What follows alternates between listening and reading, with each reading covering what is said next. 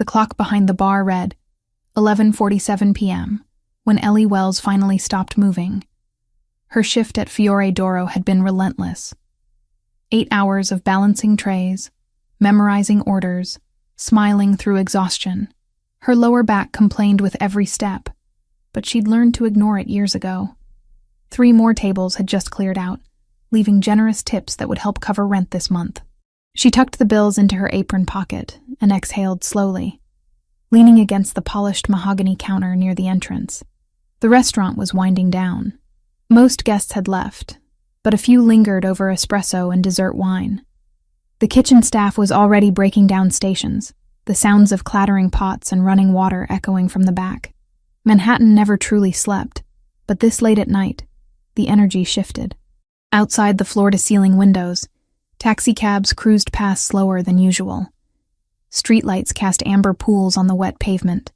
It had rained earlier, leaving the sidewalks slick and reflective. Ellie was calculating her tips when she noticed the man at table 12 stand up. Nicholas Pellegrini. She knew his name because everyone who worked here knew his name. He came in twice a week, always reserved the same corner table, always brought men in expensive suits who spoke in hushed tones. The managers treated him differently. The kitchen prepared his meals with extra care. The wine he ordered never appeared on the bill. Ellie had served his table once, months ago, when the regular waitress called in sick. He'd been polite but distant, his dark eyes scanning her face for exactly 2 seconds before returning to the menu. She remembered thinking he looked tired despite the perfectly tailored charcoal suit. There was something heavy in the way he carried himself, like a man who'd stopped sleeping well a long time ago.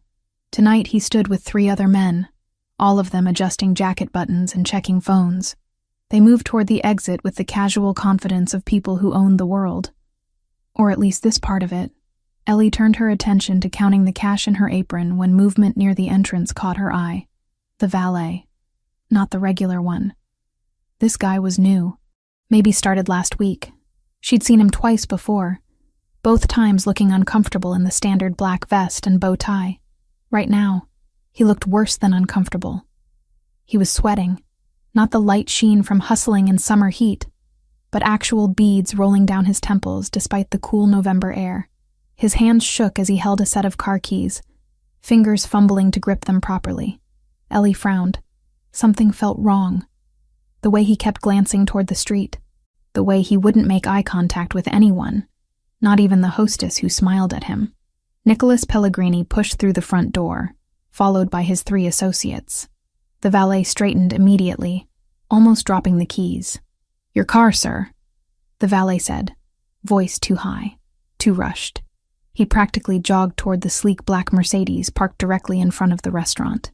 Nicholas followed at a measured pace, saying something to the man beside him that Ellie couldn't hear.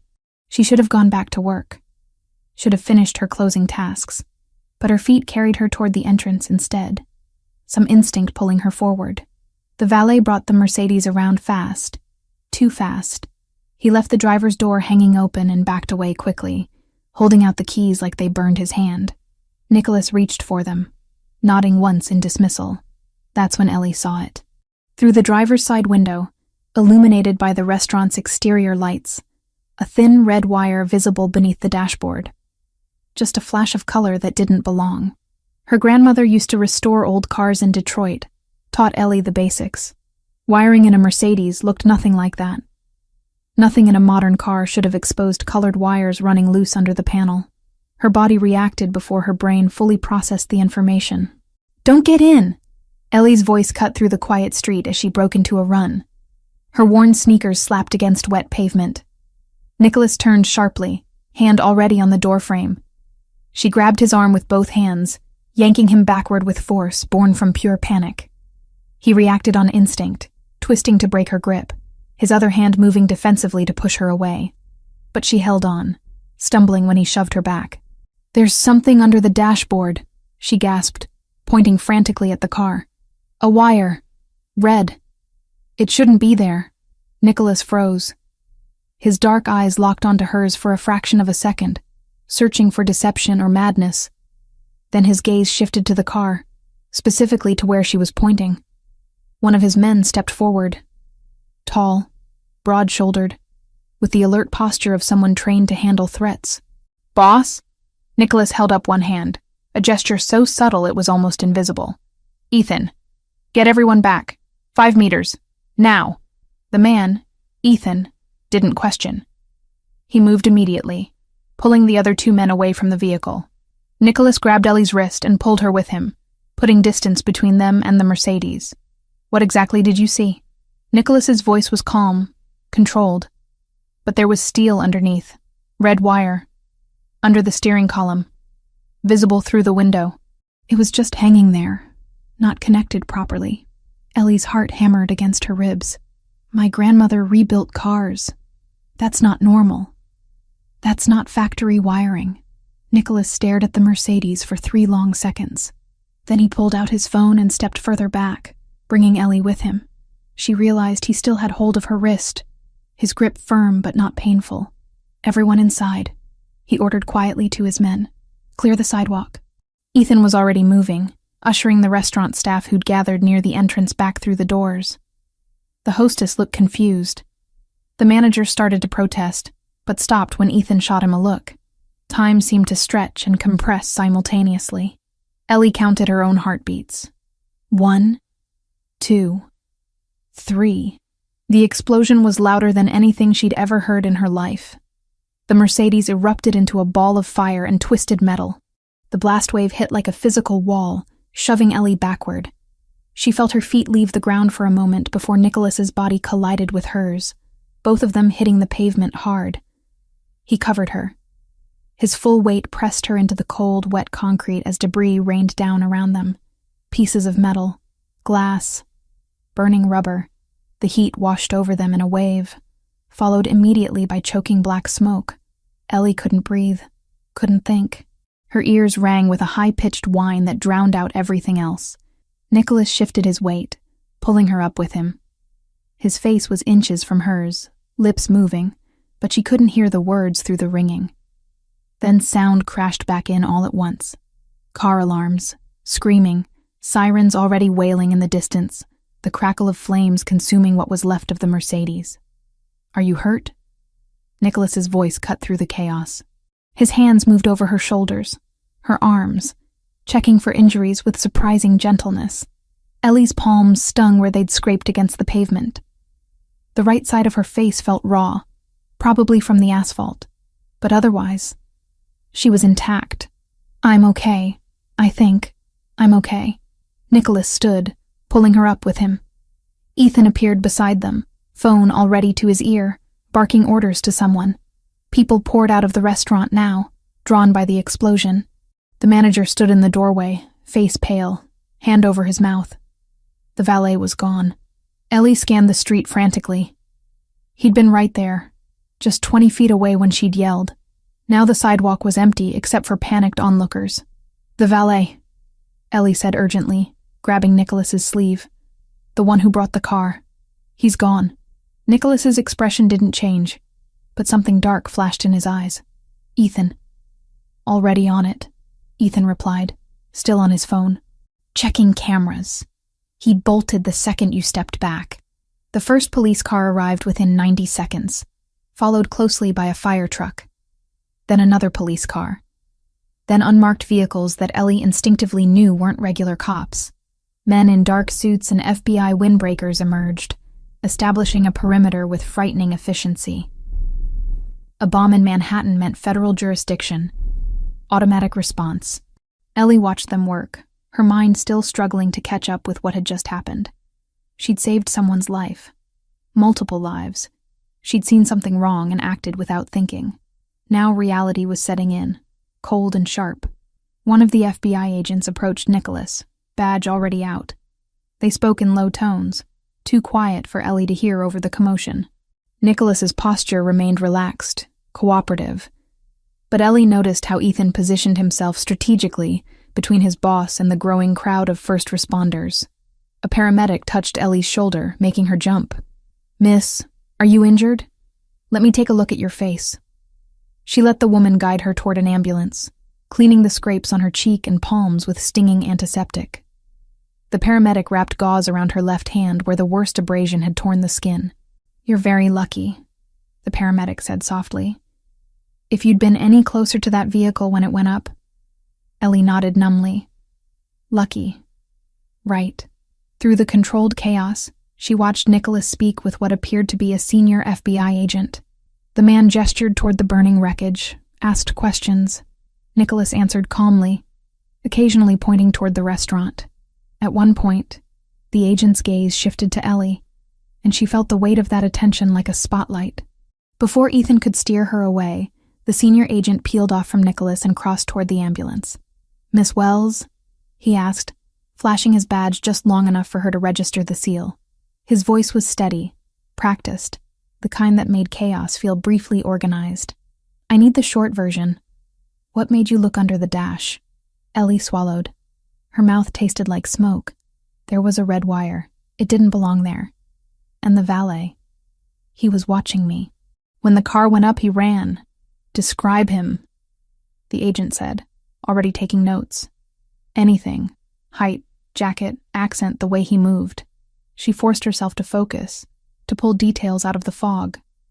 The agent nodded once, clipped and approving. Then he handed her a card. You did the right thing. We'll take a formal statement when you're steadier. Your security can coordinate with my office, but you don't disappear on us. Understood? Ellie closed her fingers around the card like it was a lifeline. Understood. Ethan broke away from the group and approached her quickly. Miss Wells, we need to move you now. What? Why? Ellie stood up too fast, swaying slightly. The FBI are going to want to question me. I saw the valet, I can describe him. And you will, Ethan assured her, already guiding her away from the ambulance. His hand on her elbow was gentle but insistent. But not here. Not right now. You're in shock.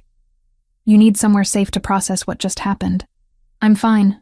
I can give a statement. Miss Wells. Ethan stopped walking, turned to face her directly. His eyes were kind, but serious. Someone just tried to kill my boss with a car bomb. You stopped them. That makes you a witness to attempted murder and possibly a target yourself. The people who did this, they don't leave loose ends. The words hit harder than the blast wave had. Ellie's legs went weak. A black SUV pulled up to the curb, somehow bypassing the police barricade. The back door opened. Nicholas appeared beside them, his suit jacket torn at the shoulder. A small cut above his left eyebrow that he hadn't bothered to address. Get in, he said quietly. Not a command. Not quite a request either. Something in between.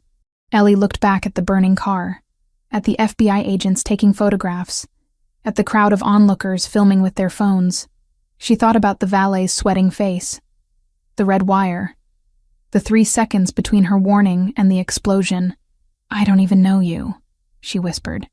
I know, Nicholas replied. But you saved my life tonight. Let me return the favor. Somewhere in the distance, more sirens wailed. The fire crackled and popped as firefighters sprayed it with foam. An FBI agent called out, looking for witnesses. Ellie looked at Nicholas Pellegrini, really looked at him. His dark eyes held hers steadily, waiting for her decision. Not pressuring, just waiting. She got in the SUV. Ethan slid in behind her, and Nicholas took the front passenger seat. The driver pulled away smoothly, merging into late-night traffic before the FBI agents could reach them. Ellie watched the chaos recede through the back window, her reflection ghostly in the tinted glass. She could still smell smoke in her hair, could still feel the vibration of the explosion in her chest. Where are we going? Her voice sounded distant, disconnected. Somewhere safe, Nicholas said from the front seat. I promise you, Ellie Wells, you're safe now. But as the city lights blurred past the windows and her heartbeat refused to slow, Ellie wondered if safe was something she'd ever feel again. Sunlight cut through unfamiliar windows, harsh and unwelcome against Ellie's closed eyelids. She tried to turn away from it, but her body protested with immediate sharp complaints. Her palms stung. Her right cheek throbbed. Every muscle felt bruised, like she'd been thrown down a flight of stairs. Memory slammed back with brutal clarity. The explosion, the heat. Nicholas Pellegrini covering her body as metal rained from the sky. Ellie's eyes snapped open. This wasn't her apartment. The ceiling was too high, painted a soft cream instead of her water-stained beige. The bed beneath her was too comfortable, the mattress supporting her back without the familiar sag in the middle. She sat up too quickly, head spinning, and took in her surroundings with growing panic. The room was spacious and minimalist, modern furniture in neutral tones.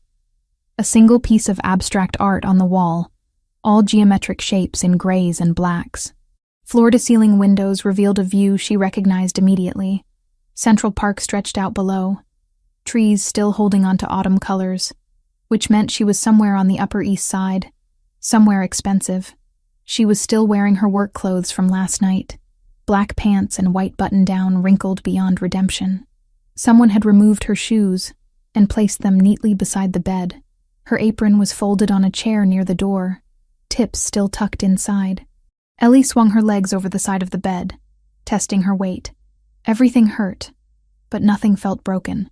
The gauze on her left hand had been changed while she slept, fresh white bandages replacing the paramedics' hasty wrapping. Someone had cleaned the scrape on her cheek, too. She could feel the sting of antiseptic when she touched it gently. The door was closed, but not locked.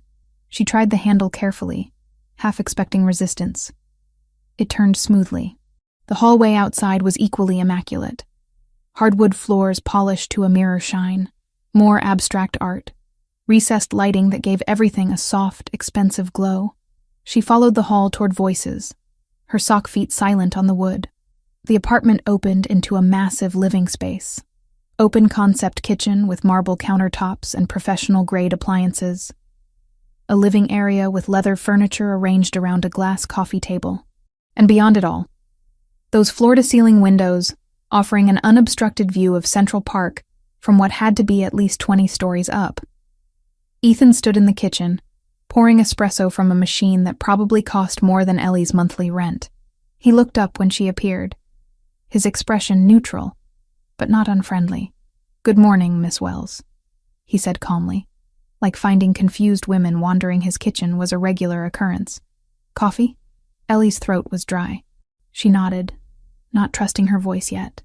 Ethan poured a second cup, adding nothing to it, and slid it across the marble counter toward her. "It's 11 in the morning. You slept about 14 hours. That's normal after the kind of shock you experienced." 11 in the morning. Ellie's shift at the restaurant started at 4. No, wait. She probably didn't have a shift anymore. She probably didn't have a job anymore. The thought sent a fresh wave of panic through her chest. "Where am I?" Her voice came out rougher than expected. "Upper East Side. Secure property. You're safe here." "That's not what I asked."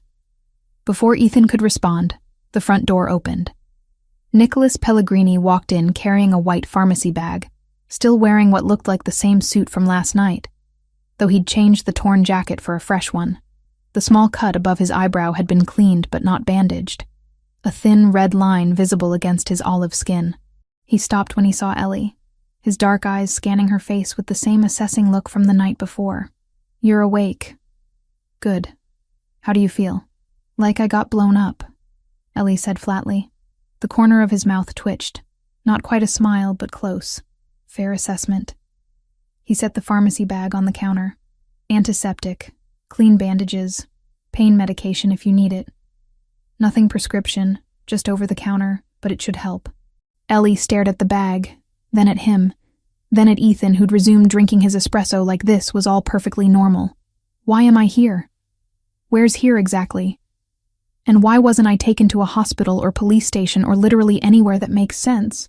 Nicholas pulled out one of the bar stools and sat, gesturing for her to do the same. After a moment's hesitation, Ellie sat across from him, the marble counter a buffer between them. "You saved my life last night," Nicholas said quietly. "You saved the lives of 3 of my men. I owe you a debt that I can never fully repay. You don't owe me anything. I just saw something wrong and reacted, and I'm grateful for that reaction." He leaned forward slightly, his full attention focused on her in a way that made her uncomfortably aware of how disheveled she must look. "But we need to talk about what happens next. You witnessed an attempted assassination. You can identify the man who delivered the vehicle. That makes you valuable to law enforcement and dangerous to the people who planted that bomb." The word assassination made everything feel more real and more terrifying. "Who were they? Who would try to kill you with a car bomb in the middle of Manhattan? Nicholas exchanged a glance with Ethan before answering. The Albanian mafia. They've been expanding aggressively into territories in Manhattan and the Bronx for the past 8 months. My family has certain business interests in those areas. There's been tension. Ellie processed that carefully. Business interests. That was one way to describe whatever a man like Nicholas Pellegrini did for a living. She wasn't naive. She'd lived in New York long enough to understand that power and money didn't always come from legitimate sources. So this was what? A mob hit? Yes. At least he was honest about it. Ellie picked up her coffee cup, needing something to do with her hands. The espresso was perfect, rich and smooth without bitterness. Of course it was. And now they're going to come after me because I ruined their plan? Possibly. Probably. Nicholas's expression remained calm, but there was steel underneath. Albanian operations don't leave witnesses. They can't afford to. And you didn't just witness. You actively prevented their objective. That makes you a problem they'll want to eliminate. The coffee turned sour in Ellie's stomach. She set the cup down carefully, afraid her shaking hands would spill it. I need to call my manager. I need to explain why I didn't show up today. I need to... She reached for her phone, patting her pockets before realizing it wasn't there. Nicholas pulled it from his jacket and held it up, not offering it to her yet. Cell phones are traceable, he said gently. Tower pings, GPS data, even when you think they're off. If the Albanians have any technical capability at all, and they do, they can locate you through your phone within hours. So I'm just supposed to disappear? From my entire life? For now, yes. Ellie stood up so fast the bar stool scraped against the floor with a harsh sound. No, absolutely not. I have bills due. My rent is $1,850, and it's due in 5 days. I have student loans. I have a life that I worked very hard to build, and I'm not throwing it away because some criminals are mad at me for not dying. Her voice had risen louder than she intended. Ethan shifted his weight slightly, a subtle movement that drew her attention.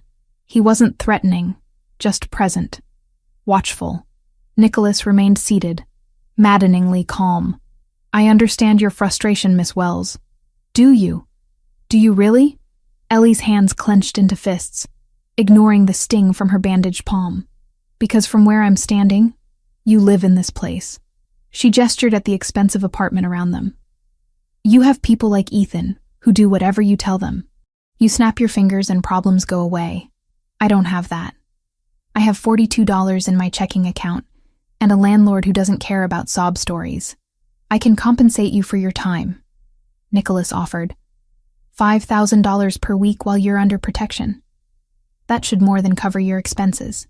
I don't want your money. The words came out sharper than she meant them. I don't want to be bought or paid off or whatever this is.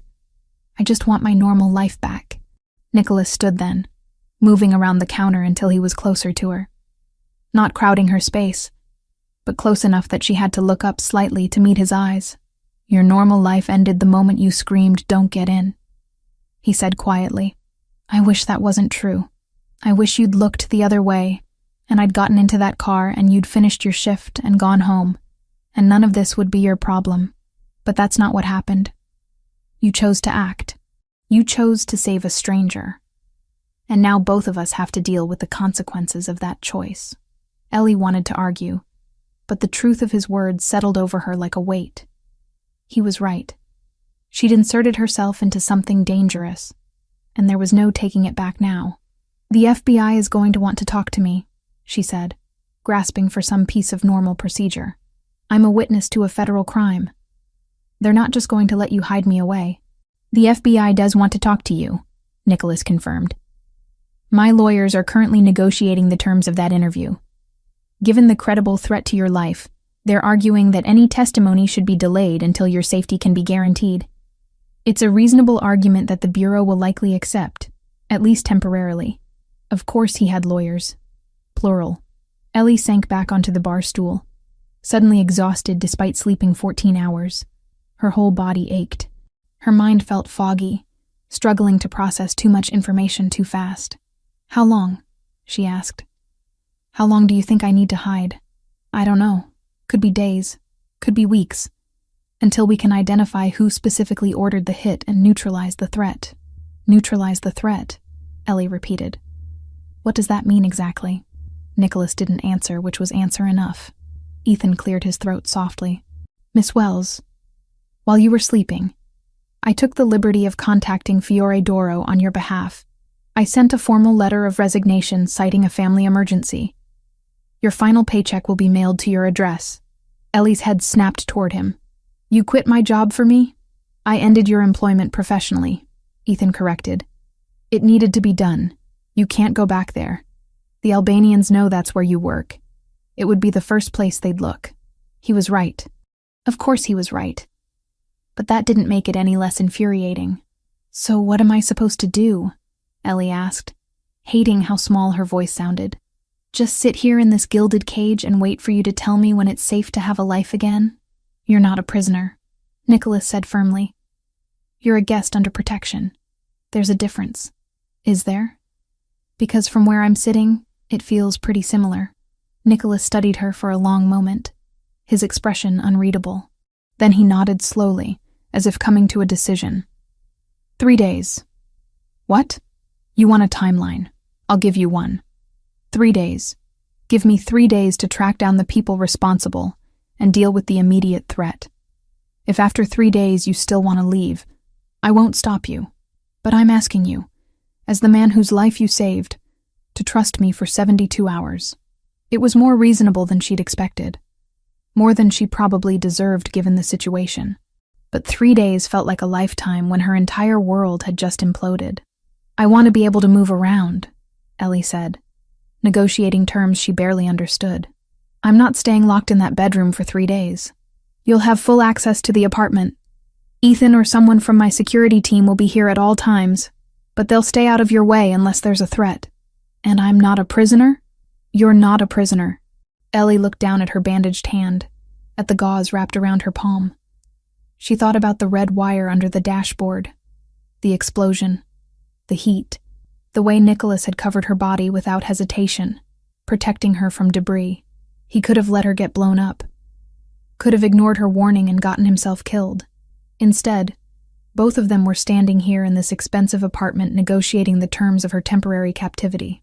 3 days, she agreed finally. But if you haven't figured this out by then, I'm leaving. I'll take my chances with the Albanians before I let my entire life fall apart. Something flickered in Nicholas's eyes. Respect, maybe. Or concern. Fair enough. He extended his hand across the counter. Ellie looked at it for a moment before shaking. His grip was firm, warm. The calluses on his palm surprising for someone who wore $1,000 suits. Ethan will show you around, Nicholas said, releasing her hand. There's food in the kitchen. Clean clothes in your size in the closet. If you need anything else, just ask. How do you have clothes in my size? A slight smile. I have people who are very good at estimating these things. Of course he did. Nicholas headed toward the door, pulling out his phone. Before he left, he paused and looked back at her. For what it's worth, Miss Wells, I am sorry you got dragged into this. You didn't deserve it. Then he was gone, the door closing with a soft click behind him. Ellie stood in the middle of the expensive apartment, surrounded by marble and leather and a view of Central Park that probably cost more per month than she made in a year.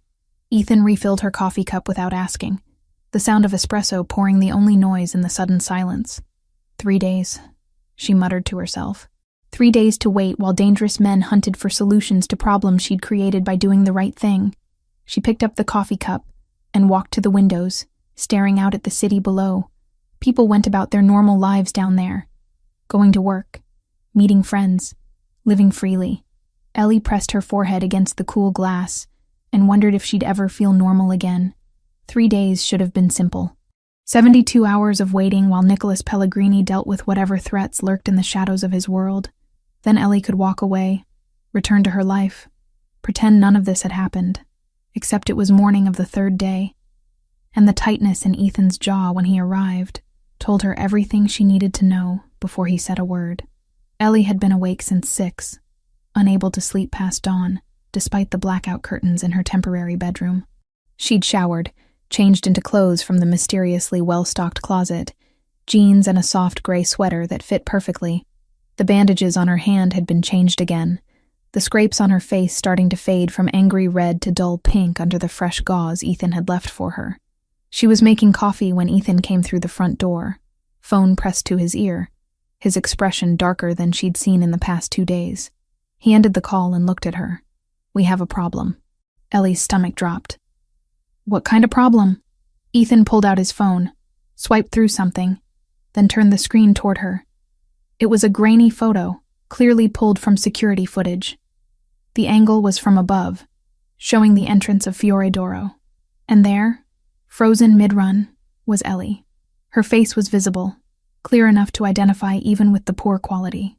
Below the photo, text in Albanian and English. $50,000. Location only.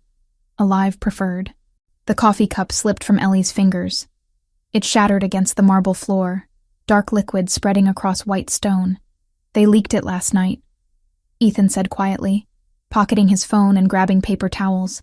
"Sent it through their network of informants and associates. By morning, half the criminal underground in New York had seen your face." Ellie couldn't look away from the puddle of coffee spreading at her feet. $50,000. For her, like she was a bounty. A thing to be hunted. Alive preferred. She repeated numbly. "What does that mean?" "It means they want to question you before they kill you," Ethan said bluntly, already cleaning up the mess. "They want to know if you're connected to us, if you know anything useful, if there are other witnesses. Then they'll eliminate you as a loose end."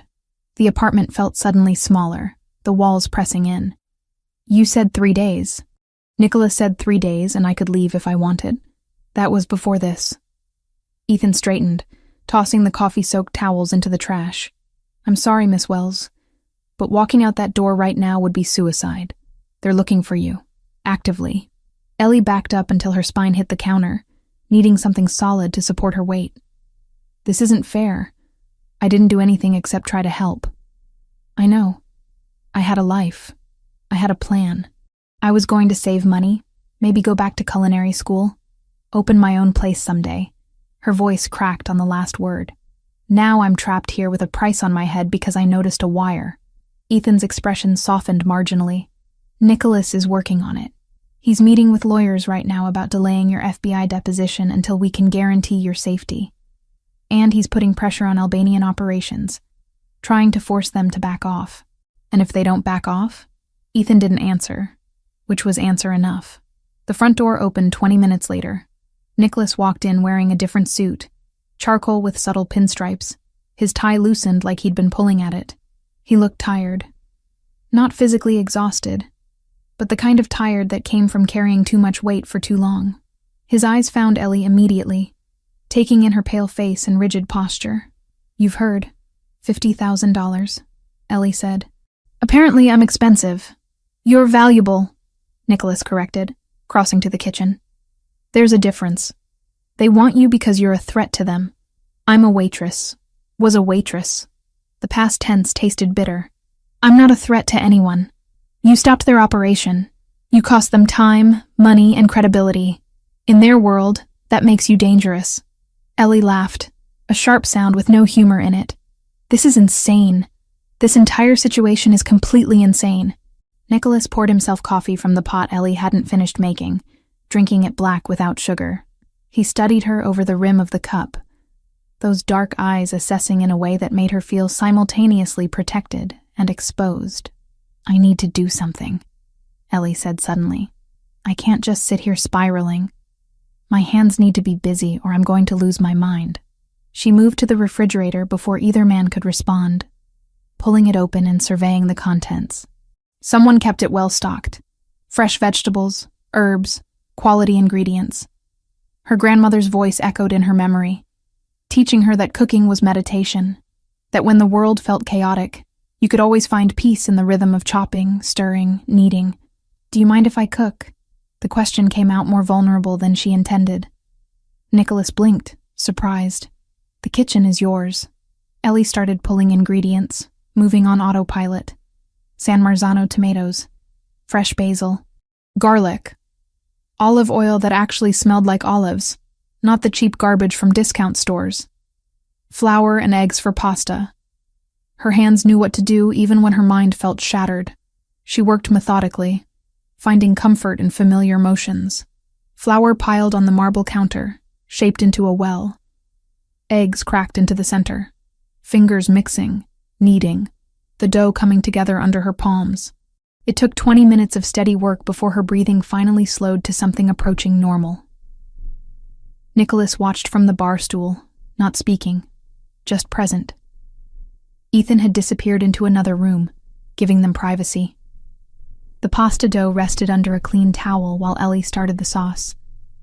Garlic sizzled in olive oil, the smell sharp and grounding. Tomatoes crushed by hand, basil torn roughly. Salt, and a pinch of sugar to balance the acidity. Her grandmother had taught her this sauce when Ellie was 8 years old, standing on a step stool to reach the stove. "My grandmother came from Naples," Ellie said suddenly, not looking up from the pot. 1973. She was 19, spoke maybe 10 words of English, and had $40 in her pocket. She settled in Detroit because she had a cousin there who worked in a car factory. She stirred the sauce slowly, watching it bubble. She met my grandfather at a church social. He was second-generation Italian, family from Sicily.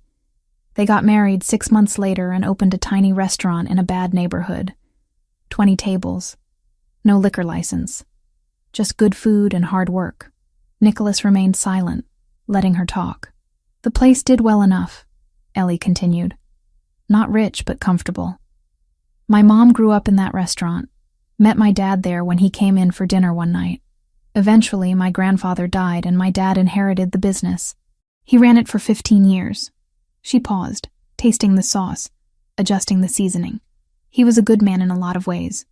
Generous, kind. But he had a problem. Gambling. Started small, horses and sports betting. Then it got worse. Cards, underground games, borrowing from the wrong people to chase losses. The pasta dough had rested long enough. Ellie began rolling it out, the motion soothing in its repetition. He lost the restaurant 6 years ago. Couldn't pay the mortgage or the loan sharks. Lost everything my grandmother had built. And he just kept gambling, kept digging deeper. He owed $11,500 when he died 3 years ago. Heart attack. Stress, the doctor said. She cut the pasta into thin strips, hanging them over the back of a chair to dry. We never reconciled. I tried. But he was always ashamed. Couldn't look me in the eye. So he died and I was left with his debts and his mess and no closure. The sauce was done. Ellie turned off the heat and finally looked at Nicholas. "That's why I moved to New York. Fresh start. New city where nobody knew about my family or our failures. I was going to work hard, save money, maybe open my own place someday. Nothing fancy. Just honest food and a chance to rebuild what he destroyed." Nicholas set down his coffee cup carefully. "I know." Ellie froze. "What?" "I had you investigated," he said quietly. "After the explosion. I needed to know who you were, if you were connected to the Albanians somehow, if the timing was coincidence or setup. My people made calls to Detroit, talked to people who knew your family." Anger flared hot in Ellie's chest. "You investigated me? Like I'm some kind of criminal? Like you're someone who saved my life and I needed to understand why." His voice remained calm, steady. "I know about your father. The addiction. The debts. I know you moved here 3 years ago, worked 2 jobs for the first year, that you send money to your mother every month even though you can barely afford it. You had no right." "I had every right," Nicholas interrupted, but not unkindly. "Someone tried to kill me with a car bomb. You stopped them. I don't believe in coincidences. I needed to know everything about you to assess the situation properly." Ellie gripped the edge of the counter, her knuckles white. "And what did your investigation tell you? That I'm a broke waitress with dead-end prospects and daddy issues? It told me you're honest, hardworking, that the debts your father left were small, owed to predatory lenders in Detroit, the kind of local loan sharks who have no connection to organized crime in New York, that you're not a threat or a plant, that you're exactly what you appear to be, someone who saw danger and chose to act." The confirmation should have made her feel better. Instead, it made her feel exposed, every private detail of her messy life laid bare for his scrutiny. "The debts," Nicholas said carefully. $11,500. I can resolve them. One phone call, and that burden disappears. No, the word came out hard, final. It's a small amount. I don't care if it's 50 cents. Ellie cut him off. I'm not taking your money. I'm not letting you buy my problems and hold them over my head. That's not what this is. Isn't it? You fix my debts, I owe you a favor. Maybe more than one.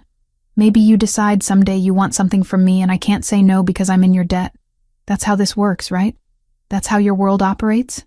Nicholas's jaw tightened. You don't know anything about my world. Then enlighten me, Ellie challenged. Tell me I'm wrong. Tell me that powerful men like you do favors out of the goodness of their hearts with no strings attached. They stared at each other across the kitchen.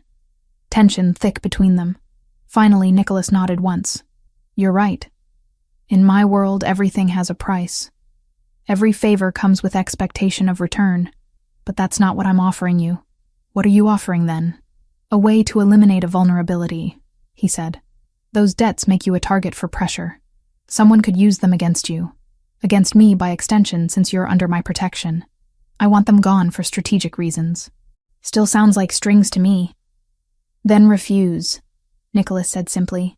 Keep the debts. I'll respect that choice. But know that I'm trying to help, not control you. Ellie held his gaze for a beat too long. Pride and fear wrestled in her chest until fear won. Fine, she said, the word tasting bitter. If those debts are a vulnerability, then we end them. But we do it clean, in writing. No favors, no leverage. You pay them, and it's over. Forever. Nicholas's eyes narrowed, not in anger, but in assessment. Then he nodded once. Done. My attorney will draft a one-page waiver. You sign it, I make the call, and you never hear about Detroit again. The front door opened and Ethan returned, carrying a tablet. He glanced between them, reading the tension accurately, but pressed forward. Boss, you need to see this. Nicholas took the tablet, his expression darkening as he read. When? This morning. Building manager confirmed it was delivered around 7. What? Ellie asked, her earlier anger shifting to concern. Nicholas handed her the tablet. On the screen was a photo of a letter, printed on plain white paper in block letters. We know where she works. Next time we'll know where she lives. The address at the top was for Fiore d'Oro. The letter had been delivered to the restaurant that morning. Ellie's hands shook as she read it again. They're threatening me. At my old job. They're making a point, Ethan corrected. Showing they have reach, that they're watching. Nicholas took the tablet back, his expression carved from stone. Ethan, increase security rotations. I want someone on this building 24/7, and send someone to Miss Wells's apartment in Queens. If they know where she worked, they'll find her address eventually. Already done, Ethan confirmed. I have 2 men stationed outside her building as of an hour ago. Ellie felt the walls closing in again. This is my life now? Looking over my shoulder forever? Wondering if today's the day someone decides $50,000 is worth the risk? No, Nicholas said firmly. This is temporary. We're putting pressure on Albanian operations, cutting off their income streams, making it expensive for them to come after you. Eventually, they'll decide you're not worth the cost. Eventually. You mean weeks? Months? I don't know, he admitted. But I won't let them hurt you. You have my word on that. His word. Like that meant something. Like promises from a man who lived in a world of violence and consequences actually held weight. Ellie looked at the pasta hanging to dry, at the sauce cooling on the stove. Normal things. Simple things. The kind of things that used to make up her entire world. 3 days, she said quietly. That was the deal. 3 days and I could leave if I wanted. Nicholas's expression didn't change. Yes, that was the deal. But if I leave now, I'll die. Probably. The bluntness should have made her angry. Instead, it just made her tired. So I don't really have a choice, do I? There's always a choice, Nicholas said. But some choices have consequences you might not survive. He reached for the wine glass but didn't drink, as if even that small indulgence would be dishonest. The 72 hours are up, he added, voice low. My word still stands. If you tell me you're done, I won't chain you to my life. Ellie's laugh came out thin. You'll just let me walk out? Not into an open street, alone with people hunting you. Nicholas's gaze didn't waver. But you can choose the shape of your protection. FBI custody. A safe house they control. You give them what you know and you disappear under a badge and a locked door. Or you stay with me, under my security, where I can actually see the threat before it reaches you. Or you leave New York entirely, with help, with a plan, not with a suitcase and a prayer. And if I pick the first one? She asked. Then I put you in their hands, and I still do everything I can to keep you alive. He said simply. I don't like it, but it's your decision. The offer didn't feel like freedom. It felt like being asked to choose between different kinds of cages. But at least he was naming them. At least he wasn't pretending. Ellie turned back to the stove, testing the pasta water that had started to boil. She dropped the fresh noodles in, watching them swirl in the rolling water. 2 minutes for fresh pasta. That's all it needed. Simple. Predictable. Unlike everything else in her life right now. I need a job, she said finally. Not your money. Not charity. A real job with a real salary that I earn. Nicholas tilted his head slightly, considering. What kind of job? I'm a trained chef. Well, partially trained. I did 2 years at culinary school before my father died and I had to drop out. She stirred the pasta carefully. I know Italian cuisine. Traditional preparations. My grandmother taught me things you can't learn in school. I own 3 restaurants. Nicholas said slowly. Legitimate businesses. They could use someone with your skills. As what? A consultant? An employee? Culinary operations manager, he offered. You'd oversee the kitchens, work with the chefs on menus, ensure quality and authenticity. It's a real position with real responsibilities. $4,500 a month salary. Ellie drained the pasta, the steam rising in clouds that blurred her vision. $4,500 a month. More than she'd made as a waitress. More than she'd ever made, honestly. And when the Albanian situation resolves, she asked, do I keep the job or does it disappear? You keep it as long as you want it. Contract terms, legal and binding. She plated the pasta, topped it with sauce, fresh basil torn over the top. She slid 1 plate toward Nicholas, kept one for herself. He picked up a fork, tried a bite. His eyebrows rose slightly. This is exceptional. My grandmother's recipe. Ellie took her own bite. The familiar flavors a small comfort. So, real job, real salary, real contract? All of it. She ate slowly, thinking through every angle. This was still his world, his terms, his control. But it was better than hiding indefinitely with no income. Better than letting her entire life collapse while she waited for danger to pass. I accept, she said finally. But I want the contract in writing. Professional terms. And if I want to quit, I can. Agreed. They ate in silence for a while. The good kind of silence that didn't need filling. When Ethan returned to the kitchen, Nicholas slid the second plate toward him. Try this. Ethan took a bite and nodded appreciatively. You should hire her for real. I just did, Nicholas said, a slight smile on his face. Ellie looked between them, reality settling over her like a weight. She had a job, security, protection, everything she needed to survive this nightmare. All it cost was her freedom and her peace of mind. She finished her pasta and started cleaning up, her hands busy again, her mind already planning menus and recipes. If she was going to do this, she'd do it right. Build something real from the ashes of her interrupted life. Outside the windows, the city continued on. People lived and worked and moved freely through streets she couldn't walk without risk. But in this expensive apartment with these dangerous men, Ellie Wells was safe. For now, that would have to be sufficient. 2.5 weeks working for Nicholas Pellegrini taught Ellie that legitimate business could be just as demanding as the criminal kind. Maybe more so, since it required maintaining appearances. The first Friday, she asked for a secure phone call and told her mother, careful, casual lies, that she'd picked up extra shifts and couldn't talk long. She sent the usual money anyway, watching the transfer confirmation appear on the screen with a relief so sharp it almost hurt. Whatever else had been stolen from her, that responsibility stayed. 2 days after she signed Nicholas's waiver, Ethan confirmed the Detroit debts were gone. No threats, no follow-up, just silence where a noose had been. And the FBI didn't forget her either. A week into her new routine, she sat in a quiet conference room with 2 agents and Nicholas's attorney, gave a recorded statement until her throat went raw, then left with a card that promised a scheduled deposition later, when later wouldn't get her killed. She stood in the kitchen of Casa Bianca, the second of 3 restaurants Nicholas owned in Manhattan, watching the head chef prepare osso buco with techniques that would have made her grandmother weep.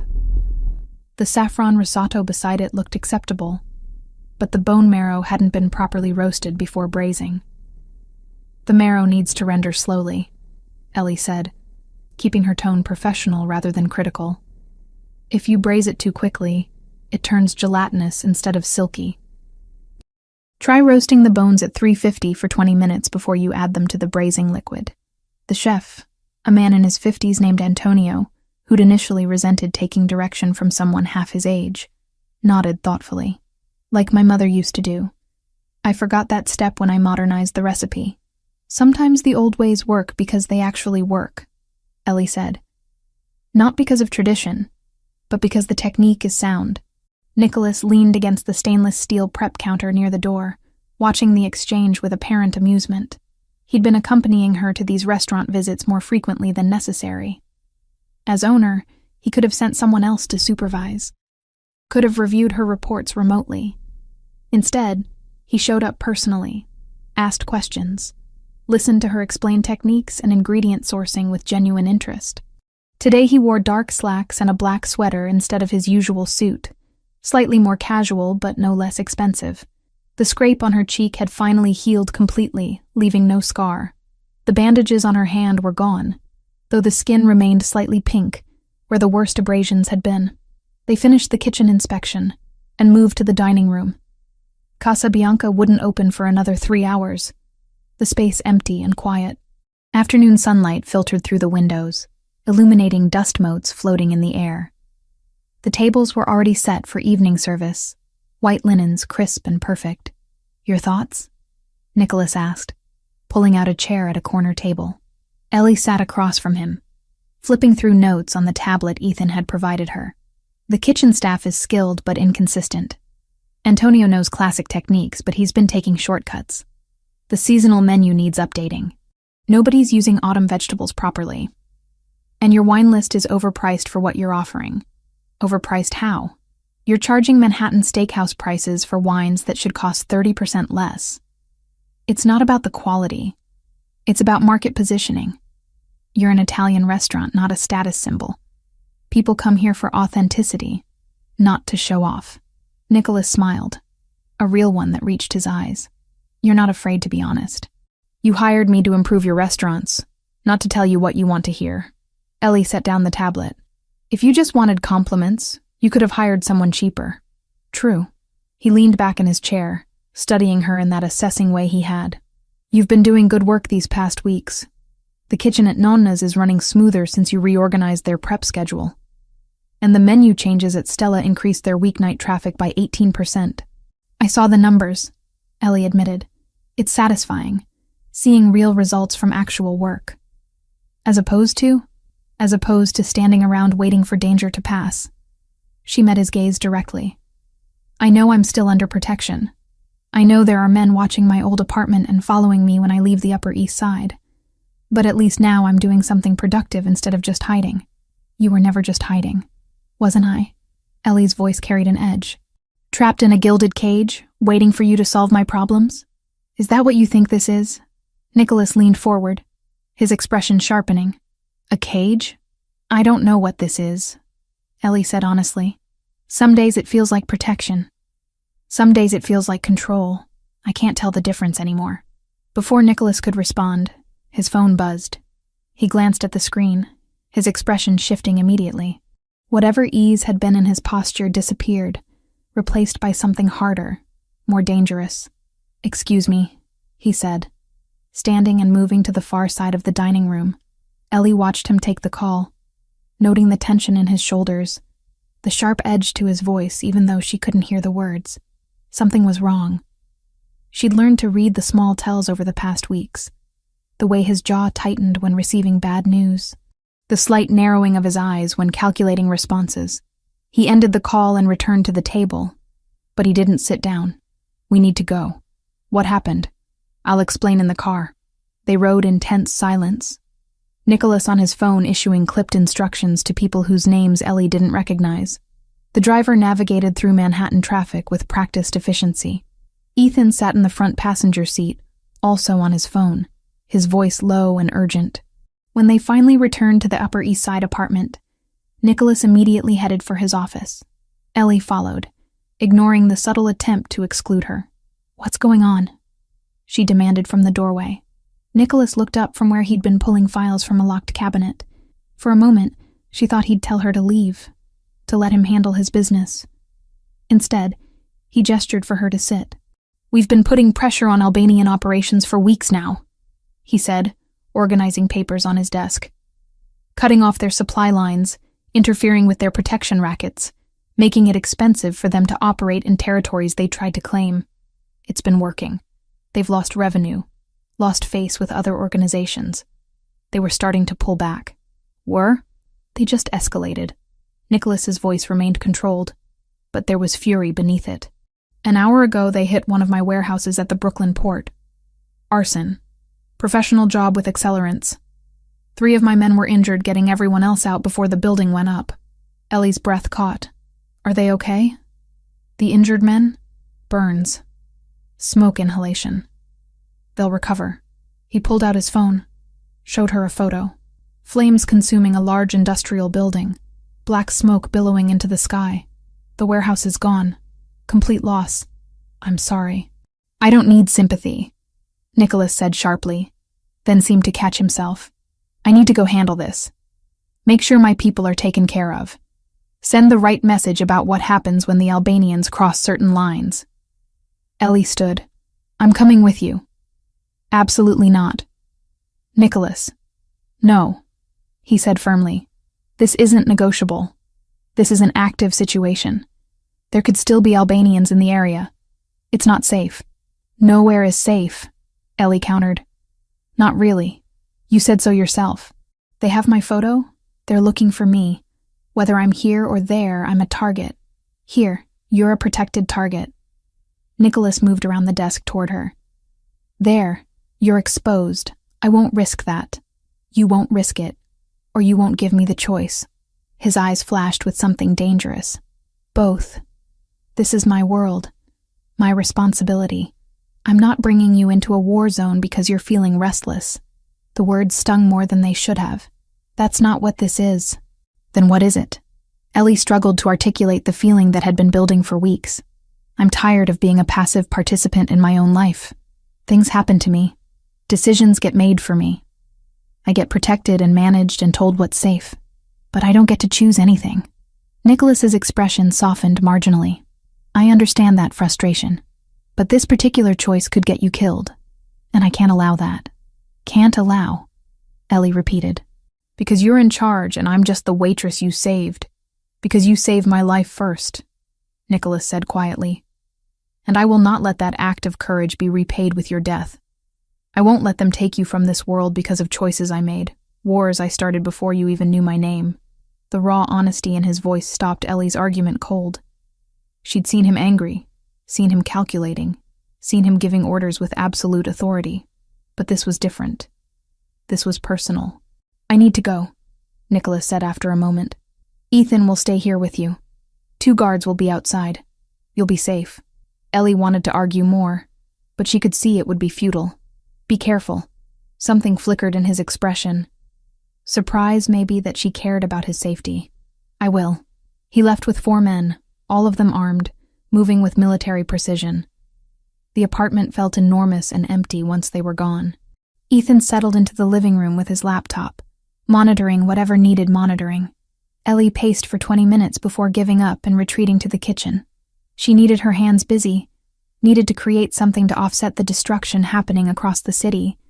She made bread. Kneading dough required physical effort that matched her emotional state. Push and fold, working out frustration with every motion.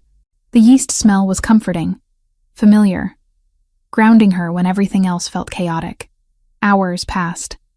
The bread baked, filling the apartment with warmth and the smell of home. Ellie made soup to go with it, a simple minestrone with vegetables and beans. Comfort food for a day that had stripped away any remaining illusions of normalcy. It was past 9 when the front door finally opened. Nicholas walked in, looking like he'd been to war. His clothes were covered in black soot, his face streaked with ash and sweat. The controlled fury from earlier had been replaced by something colder, more dangerous. Ethan stood immediately. Report? Fire's out. Men are at the hospital, stable condition. Building's a total loss, but insurance will cover most of it. Nicholas pulled off his jacket, tossing it over a chair. We need to talk. Something in his tone made Ellie's stomach tighten with dread. What happened? Nicholas pulled out his phone, swiped through photos, then handed it to her. The screen showed a wall of the burned warehouse. Despite the fire damage, the message was clear, spray painted in red across the blackened bricks. The waitress can't hide forever. Below the words, stenciled with disturbing precision, was her face. The same photo from the bounty notice, but larger, more prominent. Someone had taken the time during or after the arson to leave this specific message. Ellie's hands shook as she stared at her own image on that ruined wall. They'd known the warehouse would burn, had planned for it, and still took the time to deliver this threat. They're escalating, Nicholas said quietly, taking the phone back. This wasn't just about damaging my property or hurting my people. This was about sending you a message, about making it personal. Ellie sank onto the couch, her legs suddenly unable to support her weight. I thought you said the pressure was working, that they were backing off. I was wrong. The admission clearly cost him. They're not interested in backing off. They're interested in revenge, and you're the symbol of their failure. As long as you're alive, you're proof that they're not invincible. So what does that mean? Ellie looked up at him. What happens now? Nicholas sat beside her, close enough that she could smell the smoke clinging to his clothes. It means this isn't temporary anymore. This is permanent until we force a permanent resolution. They won't stop coming for you. Not in weeks or months. Not until one side wins. The words settled over her like a shroud. No more pretending this would blow over. No more counting down days until freedom. This was her life now. Running, hiding, looking over her shoulder, living under constant threat. I understand if you're angry, Nicholas continued. If you want to blame me for dragging you into this. But I need you to understand something. He turned to face her fully, his dark eyes intense. I will not let them hurt you. Whatever it takes, whatever I have to do, I will keep you safe. That's not negotiable. Even if it means more violence? Ellie's voice came out smaller than she intended. Even if it means people dying? Yes. The simple honesty should have horrified her.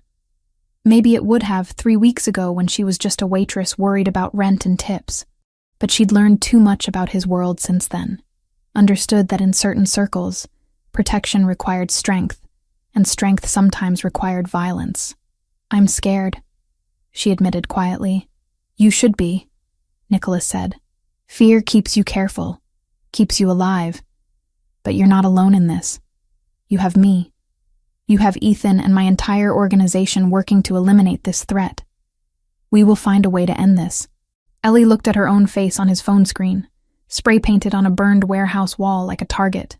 How? How do you end something like this? By making it more expensive for them to continue than to walk away, Nicholas explained. We've been cutting their income. Now we cut deeper. We go after their leadership, their operations, their reputation. We make them understand that coming after you costs more than your life is worth to them. It was cold, calculated, utterly pragmatic. And Ellie realized with disturbing clarity that she didn't have better options. I don't want people hurt because of me, she said. People are already hurt. 3 of my men tonight. That's on the Albanians, not you. Nicholas's jaw tightened. You didn't start this war. You just happened to be standing in the right place at the right time to save my life. Everything that's followed is consequence of their actions, not yours. Ellie wanted to believe that. Wanted to absolve herself of responsibility for the violence spiraling out from one moment of instinct. But she couldn't quite manage it. Come on. Nicholas stood, offering his hand. You made bread. I can smell it. And I haven't eaten since morning. The abrupt shift to normalcy felt jarring, but Ellie took his hand and let him pull her up. They moved to the kitchen where the bread sat cooling on the counter beside the pot of soup. She served them both in silence. The domestic ritual strange against the backdrop of arson and threats. Nicholas ate methodically, clearly hungry despite the chaos of his day. This is excellent, he said after the third spoonful. My grandmother's recipe, Ellie replied automatically. They ate without talking more, but it wasn't uncomfortable. Just two people sharing a meal after an exhausting day, finding small comfort in simple things. When Nicholas finally left to shower off the smoke and soot, Ellie remained in the kitchen, cleaning up slowly. Through the windows, Manhattan glittered with a million lights. Somewhere out there, people were searching for her. Planning. Plotting. Waiting for an opportunity. But in this moment, in this expensive apartment with dangerous men protecting her, Ellie was alive. She was safe. And tomorrow, she'd continue building something real from the wreckage of her interrupted life. It wasn't the future she'd imagined 3 weeks ago, but it was the one she had now, and she'd learned that survival meant adapting, not clinging to what used to be. The call came at 6 a.m, dragging Ellie from restless sleep. She heard Nicholas's voice through the walls, sharp and controlled, issuing orders with the clipped precision that meant something had gone very wrong. By the time she dressed and emerged from her bedroom, the apartment was already filling with men in dark suits, all of them moving with urgent purpose. Ethan met her in the hallway. Conference today. Nicholas wants you there. Why? What happened? Leak in the organization. Ethan said grimly. We found the source. Now we need to deal with it. 2 hours later, Ellie found herself in a part of Nicholas's world she'd never seen before. They'd driven to a nondescript office building in Midtown, taken a private elevator to the top floor, and entered what could only be described as a fortress. The conference room was windowless, with walls that looked reinforced, and a door that sealed with an audible click when Ethan closed it behind them. Nicholas stood at the head of a long table, still wearing the suit from yesterday, looking like he hadn't slept. 6 men occupied chairs around the table, all of them older than Nicholas by a decade or more. These were his senior associates, Ellie realized. The inner circle. Men who'd probably been in this life longer than she'd been alive. Sit there. Nicholas indicated a chair against the wall, away from the table. You need to hear this. Ellie sat, acutely aware of being the only woman in a room full of dangerous men. They all looked at her with varying degrees of curiosity and suspicion, but none of them questioned her presence. If Nicholas wanted her here, she was here. Gentlemen, Nicholas began, his voice carrying absolute authority despite the exhaustion in his eyes. We have a problem. For the past 3 months, the Albanians have been operating with intelligence they shouldn't have. They knew about the warehouse shipment schedule. They knew which properties we use for storage. They knew Miss Wells was under protection here. That level of detail doesn't come from surveillance or lucky guessing. It comes from inside. The temperature in the room seemed to drop. The 6 men exchanged glances, wariness replacing their earlier casual postures. I want to be very clear, Nicholas continued, his dark eyes moving from face to face. I'm not accusing anyone at this table. You're here because you're the only people I still trust completely. But someone with access to operational information has been feeding it to our enemies. Someone close enough to know schedules, locations, financial movements. And we're going to identify them today. One of the older men, gray-haired with a scar running through his left eyebrow, leaned forward. Nicholas, we've worked together for 20 years. If there's a rat, I'll help you find him and deal with him personally. I appreciate that, Vincent. Nicholas nodded. Which is why I'm going to ask each of you direct questions about your movements and communications over the past 3 months. This isn't an interrogation. It's elimination. We clear everyone in this room, then we expand the search. For the next hour, Ellie watched Nicholas methodically question each man. Where were you on specific dates? Who have you spoken with outside the organization? Have you noticed any unusual behavior from other associates? The questions were detailed, specific, delivered with calm precision that made clear there was no room for evasion. The men answered honestly, or at least appeared to. They provided alibis, explained meetings, offered information freely. Nicholas took notes, occasionally conferring quietly with Ethan, who sat beside him with a laptop open. Finally, Nicholas looked up from his notes. "Thank you all. That gives us what we need to narrow the search. Ethan, show them." Ethan turned the laptop around so the screen faced the table. "We've been conducting digital forensics for the past week. Quietly, without alerting anyone outside this room. What we found was a pattern of unauthorized transfers from one of our secondary operational accounts. Small amounts at first, $3,000 to $5,000, then larger. Over 3 months, approximately $47,000 moved to an offshore account in the Cayman Islands." He clicked through several screens, showing banking records, timestamps, IP addresses. "We also found encrypted emails sent from a computer with access to our secure network. The encryption was good, but not good enough. Our tech people traced the destination server to Queens, specifically to a location we've identified as an Albanian communication hub." Vincent's face darkened. "Who?" Nicholas's expression could have been carved from stone. "Carlo Grimaldiro." The name hit the room like a physical blow. Several of the men reacted with visible shock. One swore viciously in Italian. Another just shook his head in apparent disbelief. "Carlo?" Vincent sounded genuinely stunned. "He's been with us for 8 years. He handles all the legitimate business finances. Jesus, Nicholas, he knows everything about the legal operations." "Exactly," Nicholas said coldly, "which made him the perfect source for the Albanians. He had access to property records, transport schedules, investment portfolios. He knew which buildings we owned, which we rented, which we used for storage. And he's been selling that information for 3 months. Ethan pulled up more documents. "We found the motivation. Carlo has a gambling problem, started small poker games in Atlantic City, but he got deeper into it, higher stakes underground games. He accumulated $180,000 in debts to a casino that's controlled by Albanian interests. They offered him a deal. Feed them information, and the debt disappears." "Where is he now?" another man asked. "Being collected," Nicholas replied. "He should arrive within the hour. I wanted to brief all of you first. Make sure everyone understood the scope of the betrayal before we confronted him directly." The conference room door opened and 2 men entered, escorting a third between them.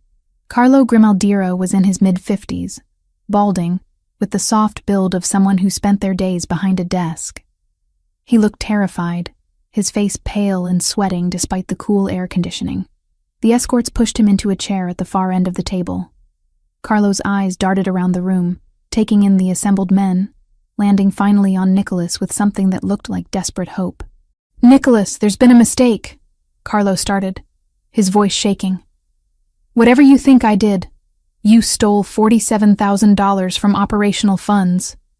Nicholas interrupted, his tone flat and emotionless.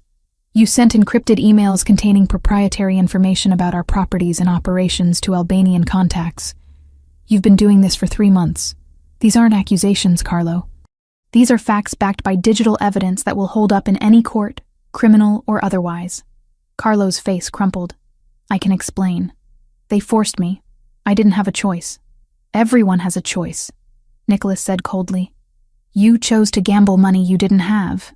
You chose to continue gambling when you knew you were drowning in debt. You chose to accept their offer instead of coming to me for help. Every step of this was your choice." $180,000, Carlo said desperately. "How was I supposed to ask you for that kind of money? You would have wanted to know why, and I couldn't tell you about the gambling.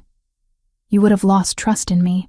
I lost trust in you the moment you sold information about my operations to my enemies," Nicholas replied.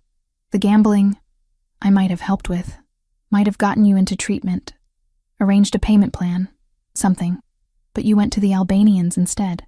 You gave them details about warehouse schedules. You told them which properties we use and when.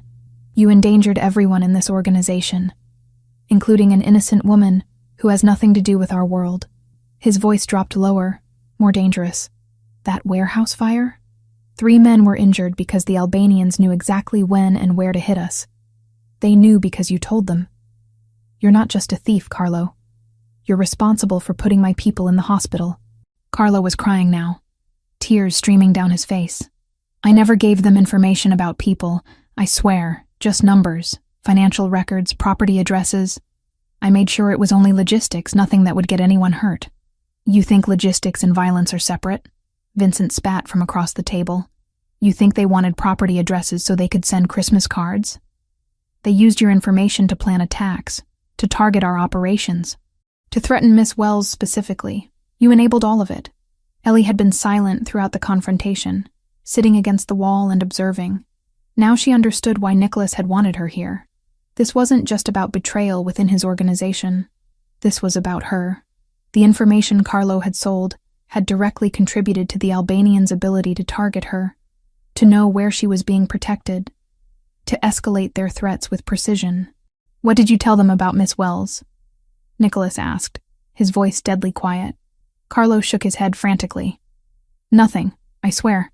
I didn't even know who she was until I saw the news about the car bomb. They never asked about specific people, just locations and schedules. But you knew we were using the Upper East Side property for protection?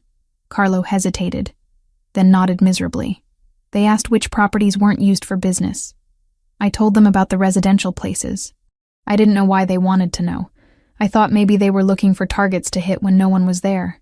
Jesus Christ, Ethan muttered. Nicholas remained perfectly still, but Ellie could see the fury radiating from him in waves. 8 years. I trusted you with my legitimate business finances. I let you see records that could destroy us if they fell into the wrong hands. I invited you to family dinners, and you repaid that trust by selling me out for gambling debts. I'm sorry, Carlo sobbed. I'm so sorry. I'll give back the money. I'll testify against the Albanians. Whatever you want, I'll do it. Just please, please don't what? Nicholas leaned forward. Don't kill you? Is that what you think this is? Carlo couldn't answer, just continued crying. Nicholas stood, buttoning his suit jacket with precise movements. You're removed from all positions effective immediately. Every access you had to our systems is revoked as of this moment. The $47,000 you stole will be repaid with interest, or we'll seize assets until the debt is satisfied. You will have no further contact with anyone in this organization. If you speak to the Albanians again, if you breathe a word about our operations to anyone, you'll discover that there are consequences far worse than death. He turned to the 2 men who'd brought Carlo in. Get him out of here. Make sure he understands that his cooperation in this matter is the only reason he's walking out alive. They hauled Carlo up and dragged him toward the door. He tried to say something else, but one of the escorts silenced him with a hand on his shoulder. The door closed behind them with a hollow thud. Silence filled the conference room. The 6 senior associates sat processing what they'd witnessed. Vincent was the first to speak. You were merciful. More merciful than he deserved. Mercy has nothing to do with it, Nicholas replied tiredly. Killing him would have been easy, but it would also make him a martyr to his family, create complications we don't need. This way, he lives with his shame, and if he's smart, he disappears somewhere far from New York and never comes back. The meeting broke up after Nicholas assigned various tasks to the assembled men.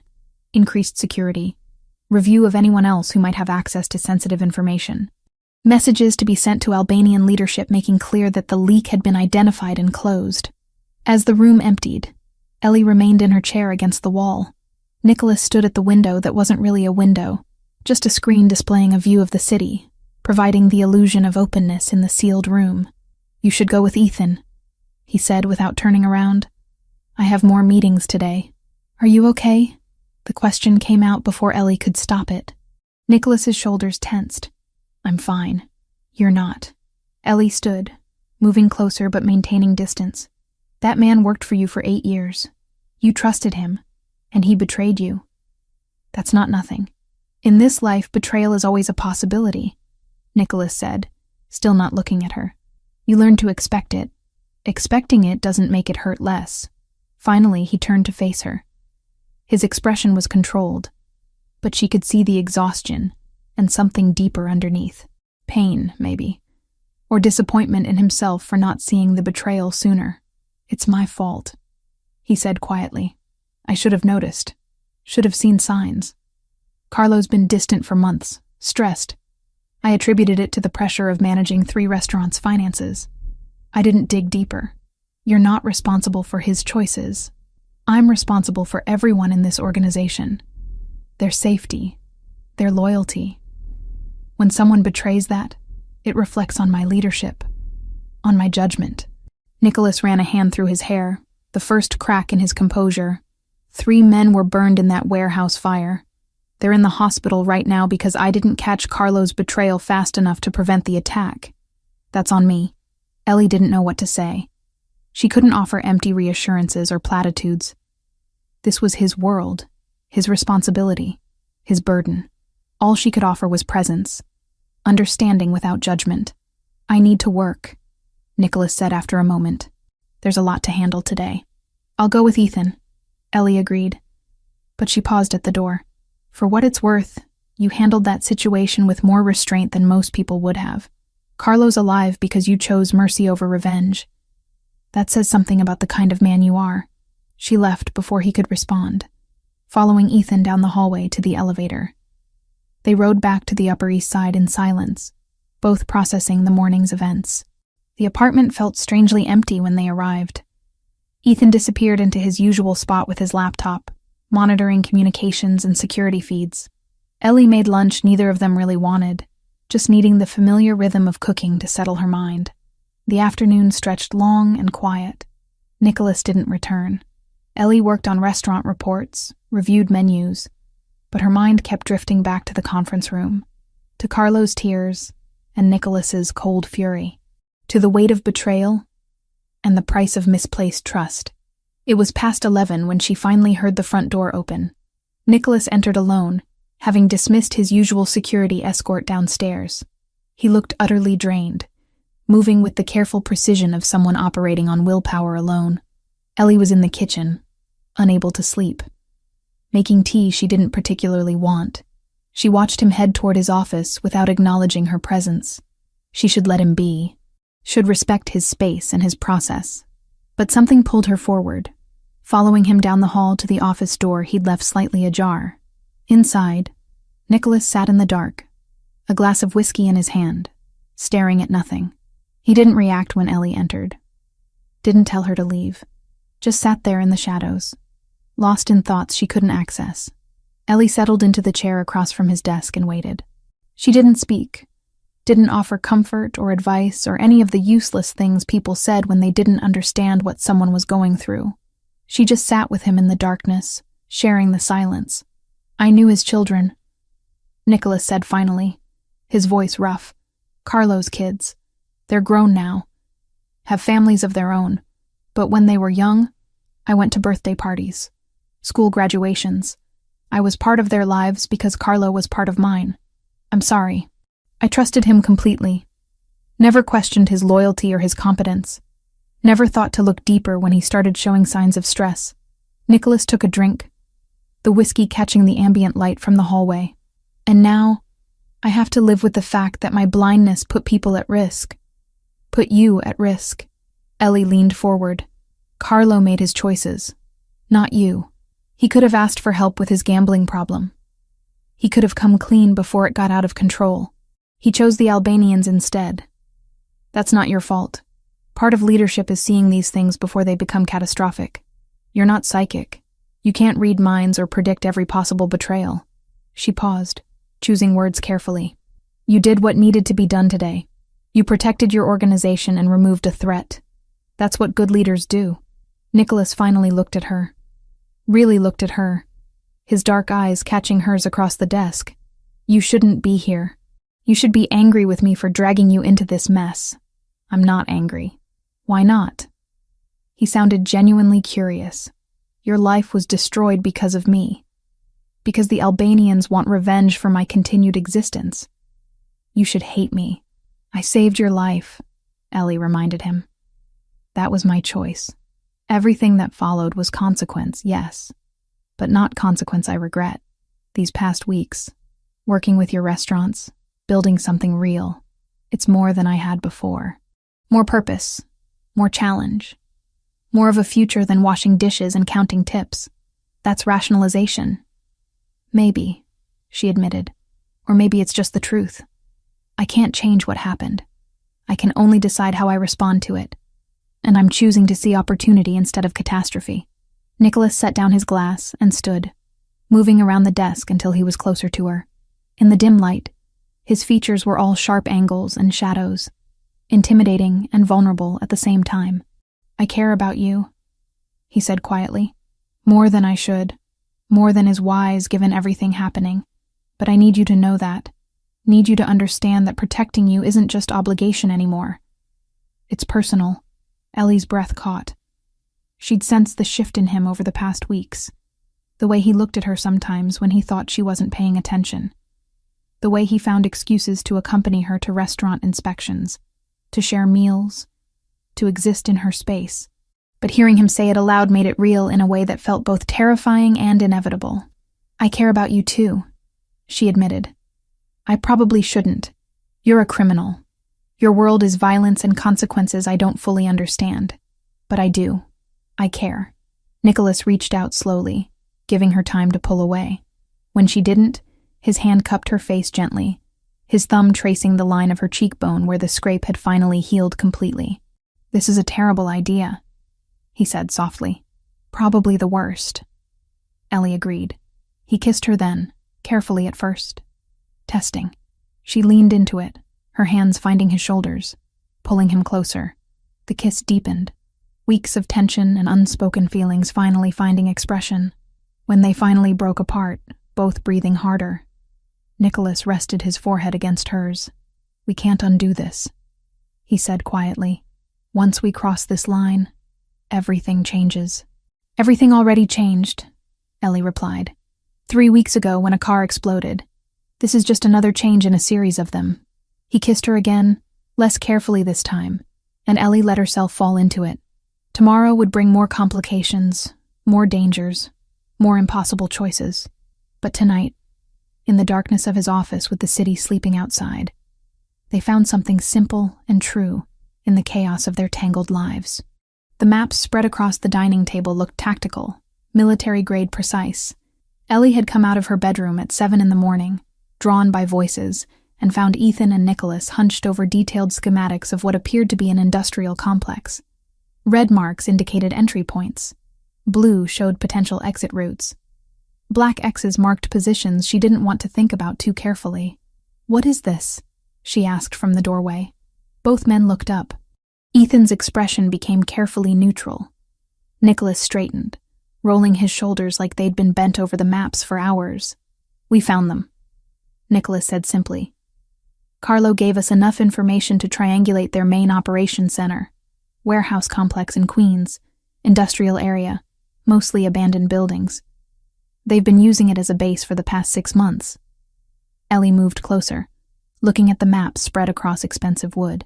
And you're planning to attack it? Yes. The blunt honesty shouldn't have surprised her anymore. Nicholas didn't deal in comfortable lies. When? Dawn tomorrow. We're coordinating with 2 other families who've been hit by Albanian expansion. Combined force of 20 men. Professional controlled operation. He pointed to different sections of the map. 3 entry points.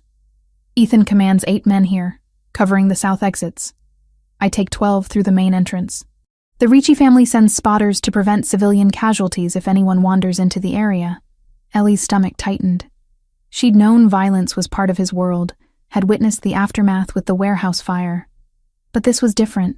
This was premeditated, planned, strategic warfare happening in her city while regular people slept. People are going to die, she said quietly. Probably. Nicholas met her gaze directly. Albanian combatants who've been trying to kill me, who've been threatening you, who've attacked my operations and injured my people. Yes, some of them will likely die tomorrow. And you're okay with that? I'm necessary with it, he corrected. There's a difference. I don't enjoy violence, Ellie. I don't take pleasure in it. But I'm willing to use it when other options have been exhausted. We've tried economic pressure. We've tried negotiation through intermediaries. They responded by escalating, by making this personal with that message at the warehouse. They're not interested in backing down, so we force the issue. Ellie circled the table, looking at the maps from different angles. What about police? FBI? Why not just give them this information and let them handle it? Because federal investigations take months. Because Albanian leadership would scatter before warrants were issued. Because by the time the system worked, if it worked at all, they'd have relocated and reformed elsewhere. Nicholas's voice remained calm, factual, and because this isn't about justice in a legal sense. This is about power, about sending a message that coming after us, after you specifically, costs more than they're willing to pay. So it's revenge. It's consequence, Nicholas said firmly. There's a difference. Revenge is emotional, disproportionate. Consequence is measured, strategic. We're not going there to murder everyone we find. We're going to capture their leadership, specifically Arben Krasniki, and force terms. Make him understand that continued hostility means total war with multiple families, which he cannot win. Ethan cleared his throat softly. Boss, we should review the timeline. Give us a minute, Nicholas interrupted, still watching Ellie. Ethan nodded and retreated to the kitchen, giving them space. Nicholas came around the table to stand closer to her. I know this isn't your world.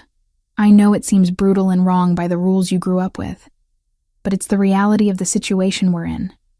The Albanians won't stop because we ask nicely. They won't stop because it's the right thing to do.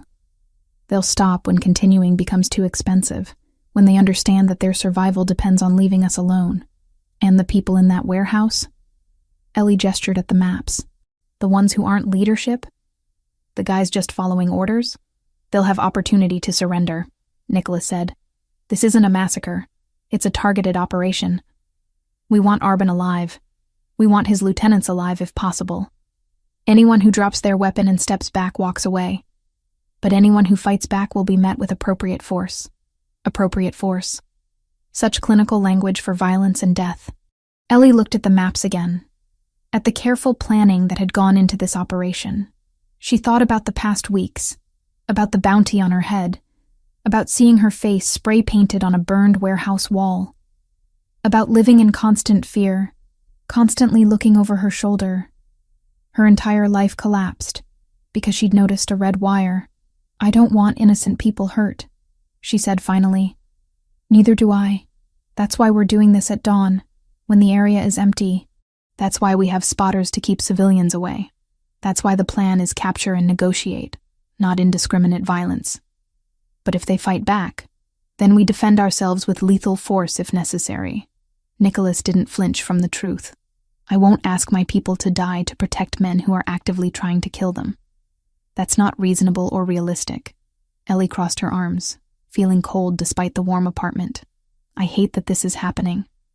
I hate that it's necessary. I hate that I understand why you're doing it. You can hate it and still accept it, Nicholas said quietly. The two aren't mutually exclusive. I've been doing this for 15 years, and I still hate most of it. But I do what needs to be done to protect my family, my people, and now you. She looked up at him, at the exhaustion in his eyes, at the weight he carried so carefully. Be careful tomorrow. Come back. Something softened in his expression. I will. I have reasons to come back now. He kissed her forehead gently, then returned to the maps with Ethan. Ellie watched them plan for another hour before retreating to her room, unable to witness more. She didn't sleep that night, just lay in bed counting seconds, waiting for dawn. The apartment was empty when she emerged at 7.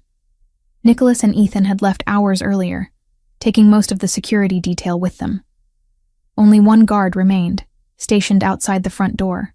Ellie made coffee and waited, every minute stretching into eternity. The call came at 9:15.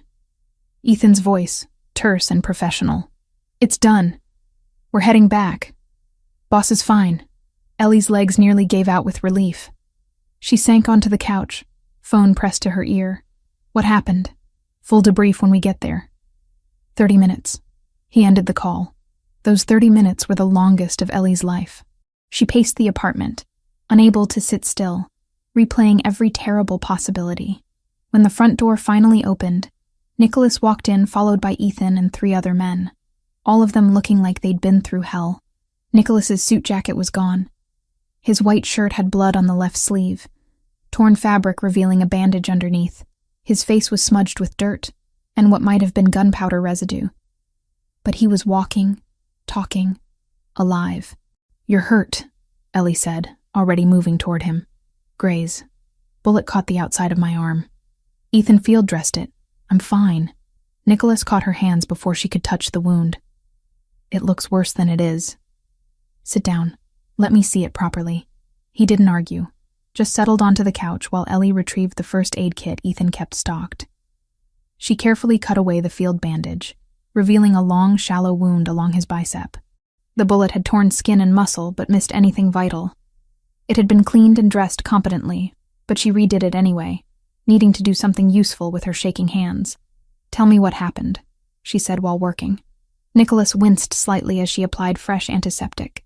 "We went in at dawn as planned. Initial entry was smooth, minimal resistance at the perimeter. Most of their force was concentrated inside the main building.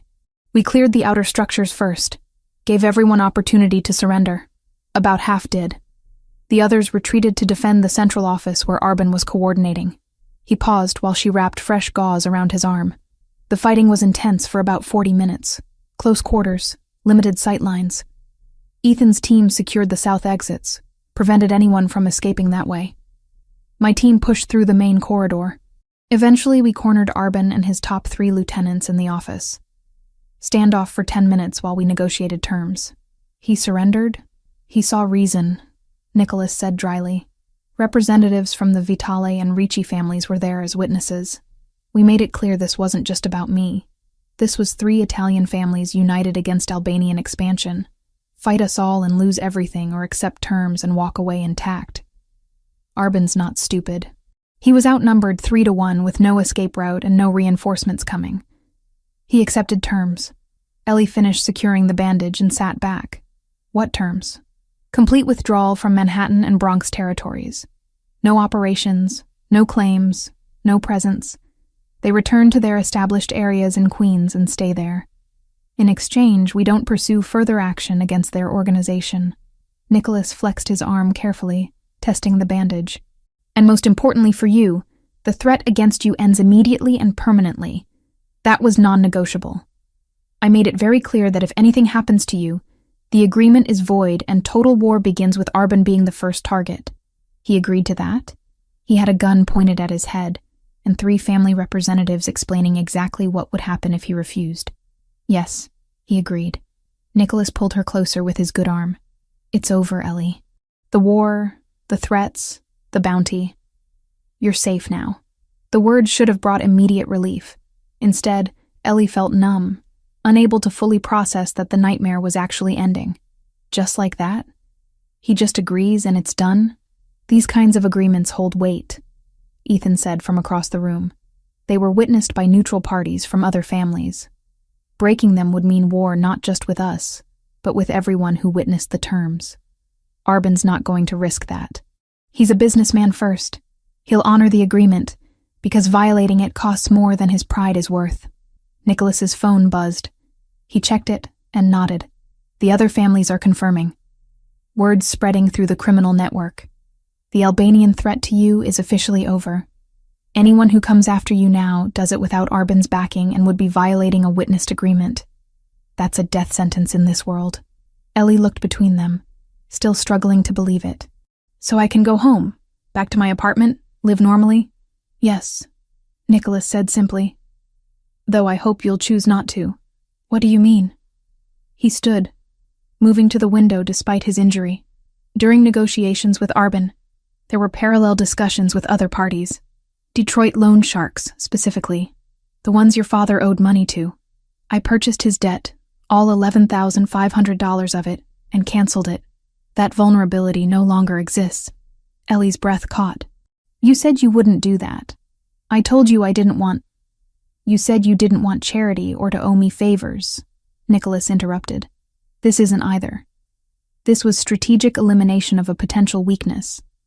As long as those debts existed, someone could have used them for pressure or leverage.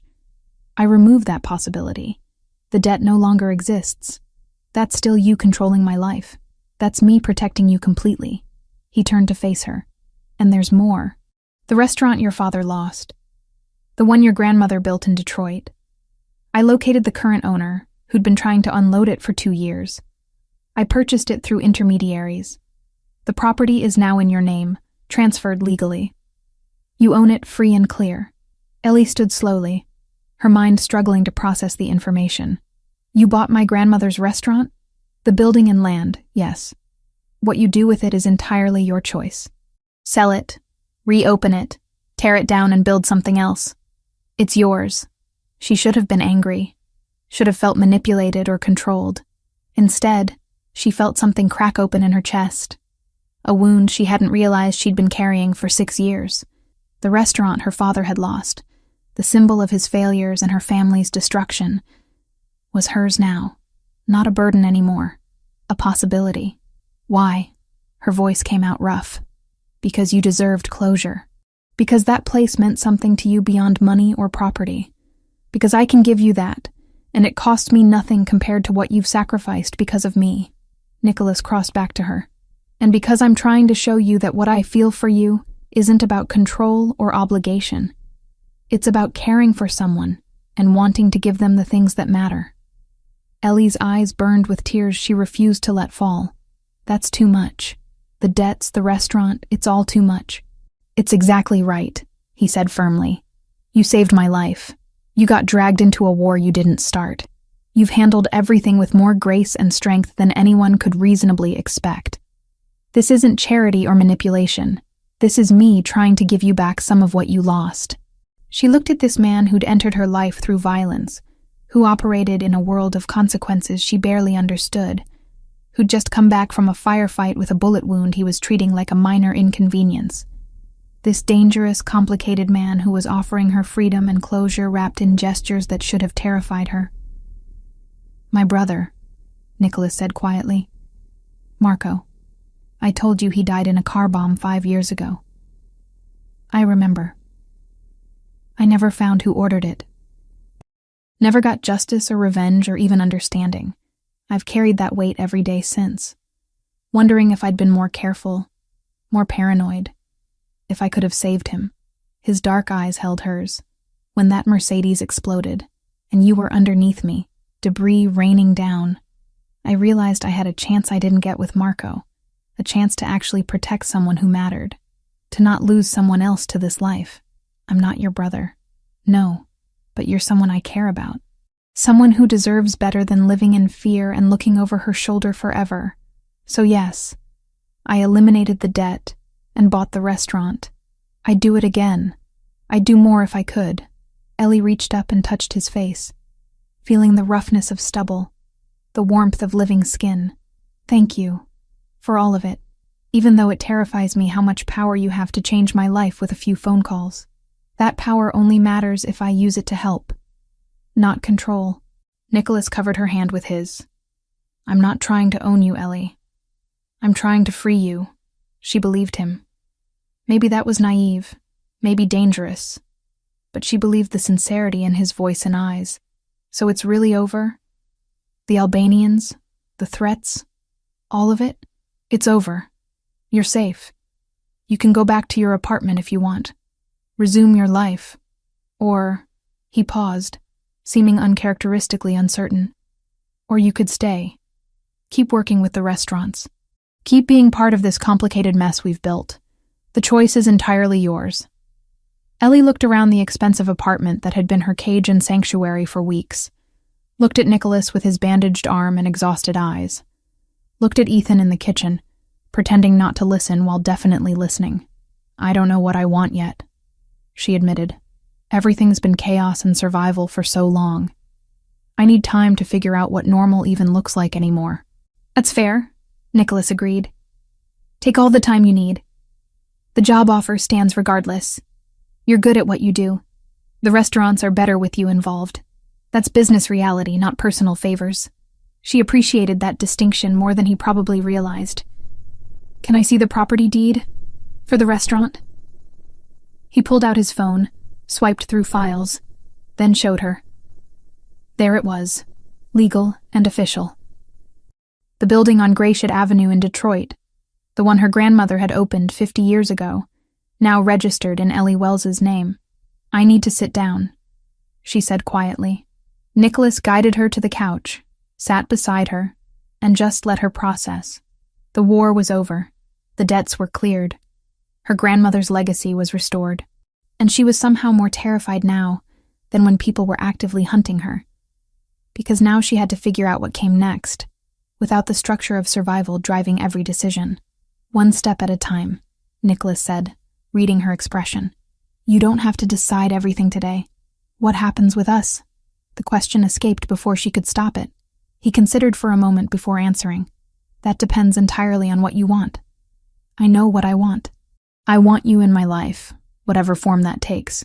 But you've been living under extraordinary circumstances. Now that the pressure's gone, you might realize you don't want any part of this world. And I'd understand that. But you'd be disappointed." "Yes," he admitted. "But I'd respect it. Your choice, your life, your decision. No pressure, no manipulation. Just honest wanting and respectful acceptance of whatever you choose." Ellie leaned against him carefully, mindful of his injured arm. "I don't have answers right now. I just know I'm exhausted and relieved and terrified all at once. That's normal after everything you've been through." Nicholas pressed a kiss to the top of her head. "Rest. Process. Figure things out. I'm not going anywhere." They sat together in silence while the city moved outside the windows, while life continued for people who didn't know how close they'd come to a war in their streets. And Ellie, for the first time in weeks, let herself imagine a future that wasn't defined by fear. 3 months had a way of changing everything and nothing simultaneously. Ellie stood in front of the mirror in her Upper West Side apartment, adjusting the neckline of her burgundy dress. The color was rich without being flashy, elegant without trying too hard. Perfect for tonight's reopening of Fiore d'Oro, the restaurant where everything had started with fire and violence and a red wire that shouldn't have been there. The apartment around her was hers. Actually hers, paid for with salary, she earned directing culinary operations for 3 restaurants. $2,800 a month in rent came out of her bank account like clockwork. No favors, no strings, just honest work compensated fairly. The space was smaller than Nicholas's place, obviously, but it had her furniture, her books, her grandmother's worn recipe cards framed on the kitchen wall. She'd moved out of the Upper East Side apartment 6 weeks ago, needing to prove to herself that she could exist independently in this new version of her life. Nicholas had helped with the move without complaint, never once suggesting she should stay in his protected bubble. He understood what she needed even when she couldn't articulate it clearly. Her phone buzzed with a text. "Downstairs. Take your time." Ellie grabbed her coat and bag, took one last look in the mirror, and headed down. The Blacktown car waited at the curb, Nicholas leaning against it in a charcoal suit that probably cost more than her entire wardrobe. He straightened when he saw her, his expression shifting from neutral to something warmer. "You look beautiful," he said simply. "You clean up okay yourself." She let him open the car door for her, sliding into the familiar leather interior. They'd fallen into this rhythm over the past months, working together during the day, restaurant inspections and menu planning and staff training. Dinners together most evenings, either at his place or hers, slowly building something that felt real instead of forged in crisis. The physical relationship had developed naturally, carefully, both of them aware that they were navigating complicated territory. Ellie had given her FBI deposition 7 weeks ago, a formal 3-hour interview with Nicholas's lawyer present. She described the valet, the red wire, the explosion, everything she could remember. The agents had been professional, almost sympathetic, clearly understanding she'd been caught in something beyond her control. The investigation into the car bombing had stalled after the Albanians withdrew from contested territories. Without active cooperation from surviving witnesses, and with the primary suspects having left the jurisdiction, the case remained open, but inactive. Ellie had been told they might need follow-up testimony if the case progressed, but she wasn't holding her breath. "Nervous?" Nicholas asked, as they drove through evening traffic. "A little," Ellie admitted. "It's strange going back there. Last time I was at Fiore d'Oro, Someone tried to blow you up in the parking area. Different valet service now, he said dryly. Thoroughly vetted. The restaurant looked transformed. The explosion damage had been completely repaired and the entire facade renovated. New windows, new entrance, subtle lighting that made the building glow warmly against the darkening sky. A small crowd had already gathered outside, well-dressed people waiting for the doors to open. Ethan stood near the entrance, coordinating security with practiced discretion. 6 other men Ellie recognized from Nicholas's organization were positioned strategically around the perimeter, trying to look like regular guests, but fooling no one with their watchful eyes and obvious earpieces. Is all this security really necessary? Ellie asked as they approached. Probably not, Nicholas admitted. But it makes me feel better. Humor me. They entered together, Nicholas's hand resting lightly on the small of her back. The gesture was proprietary but not possessive, a statement more than a claim. People noticed. Of course they noticed. Nicholas Pellegrini arriving with a woman, treating her like she mattered, walking through the door together as equals, rather than boss and employee. The dining room sparkled. New fixtures, refinished floors, tables set with linens so white they almost glowed. The kitchen, visible through the open window, showed gleaming equipment and chefs already working with choreographed precision. Antonio was there, leading the team Ellie had trained over the past months. He caught her eye and nodded respectfully.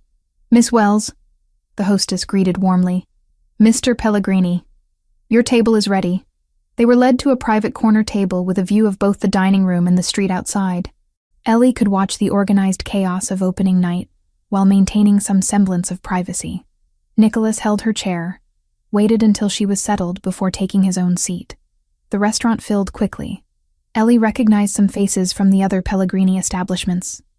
Others were clearly from Nicholas's world, men and women who moved with that particular awareness that came from living in dangerous circles. They nodded respectfully to Nicholas, their eyes lingering curiously on Ellie before moving on. No one approached the table, no one interrupted. "They're speculating about us," Ellie observed quietly. "Let them speculate." Nicholas poured water from the carafe on their table. "What we are is our business, not theirs." "And what are we exactly?" He looked at her directly, his dark eyes serious.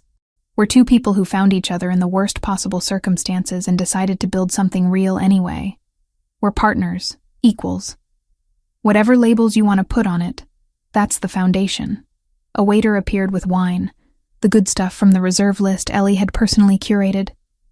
They went through the ritual of tasting and approving, then ordered dinner. Antonio had prepared a special tasting menu for tonight, showcasing techniques Ellie had helped him rediscover. Traditional preparations elevated with modern precision. The first course arrived, a simple caprese that was anything but simple. Buffalo mozzarella so fresh it still held warmth, tomatoes at perfect ripeness, basil that smelled like summer. Ellie took a bite and nodded with satisfaction. This was what food should be. Honest, excellent, unpretentious. "You've done amazing work with these restaurants," Nicholas said, watching her enjoy the food. "Revenue is up across all 3 locations. Customer satisfaction scores improved significantly. You've built something real here." "We built it," Ellie corrected. "You gave me the platform and resources. I just used them well. Don't diminish your contribution. You're genuinely talented. The restaurants were profitable before, but they're exceptional now. That's your doing." The praise warmed her more than it probably should. She'd spent so much of her life feeling like she was falling short, chasing dreams that stayed perpetually out of reach. These past months had been the first time she'd felt truly successful at something that mattered. Between courses, Nicholas reached into his jacket and produced a cream-colored envelope. He set it on the table between them, not offering it yet, just letting it exist there. "What's that?" Ellie asked. "Something I should have given you weeks ago, but the timing never felt right." He slid it across the white tablecloth. "Open it." Ellie picked up the envelope carefully, feeling the weight of quality paper. Inside was a single document, folded once. She opened it and read, her breath catching as the words registered. Property deed. The address on Gratiot Avenue in Detroit. Her grandmother's restaurant. The one her father had lost. The one Nicholas had purchased weeks ago. But the document was dated yesterday. Transfer of ownership from Nicholas Pellegrini to Ellie Marie Wells. You already told me you bought it, she said, voice tight with emotion. Weeks ago. I bought it, yes. But it's been in legal limbo while we handled the paperwork properly. As of yesterday, the transfer is complete. The property is legally yours, free and clear. No mortgage, no liens, no strings. You own it outright. Ellie stared at the deed, at her name printed in official legal text. The building her grandmother had opened in 1973. The place where her mother had grown up, where her father had worked before addiction destroyed everything. The symbol of her family's rise and catastrophic fall. Now it was hers. Not a burden anymore. A possibility. I don't know what to say. Her eyes burned, but she refused to let tears fall in public. You don't have to say anything. It's yours to do with as you please. Sell it if you want. Reopen it if that interests you. Demolish it and build condos. The choice is entirely yours. I'm giving you the property, not expectations about what you do with it. Why? The question came out rougher than intended. Why do this? The debts were one thing, strategic elimination of vulnerabilities.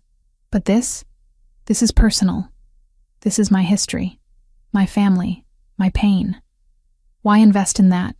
Nicholas leaned forward, his full attention focused on her. Because that restaurant represents everything you've overcome. Your grandmother's courage coming to a new country.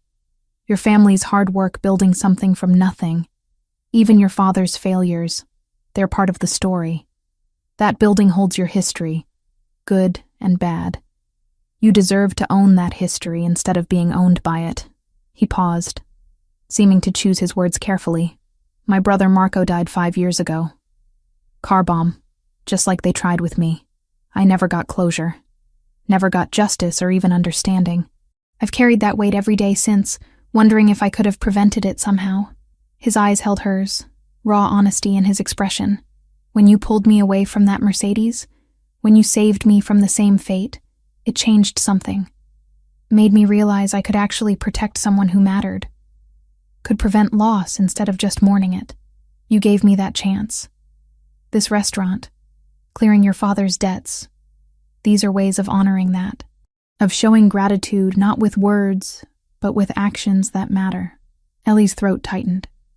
She'd known about Marco, but Nicholas rarely spoke about him directly. Hearing the pain in his voice, understanding how her instinctive action 3 months ago had meant more than just saving a life, it recontextualized everything. I don't know what I'll do with it yet, she said quietly, folding the deed carefully. But thank you for seeing what this means, for not just throwing money at problems, but understanding what actually matters. You're welcome. They finished dinner slowly, savoring each course. Antonio had outdone himself. Every dish was technically perfect, but more importantly, it had soul. The kind of food that reminded you why you loved eating, why cooking was art as much as craft. Other diners approached their table periodically, business associates offering congratulations on the reopening, representatives from other families paying respects. Everyone was polite, deferential, carefully not mentioning Ellie directly, but clearly registering her presence beside Nicholas. She was being seen, acknowledged as someone who mattered in his world. It should have terrified her. Probably should have sent her running. Instead, it felt oddly natural. She'd earned her place here through competence and survival. She wasn't Nicholas's accessory or trophy. She was her own person who happened to be building a life that intersected with his. After dinner, Nicholas led her to a private door at the back of the restaurant. I want to show you something. They climbed a narrow staircase to the roof.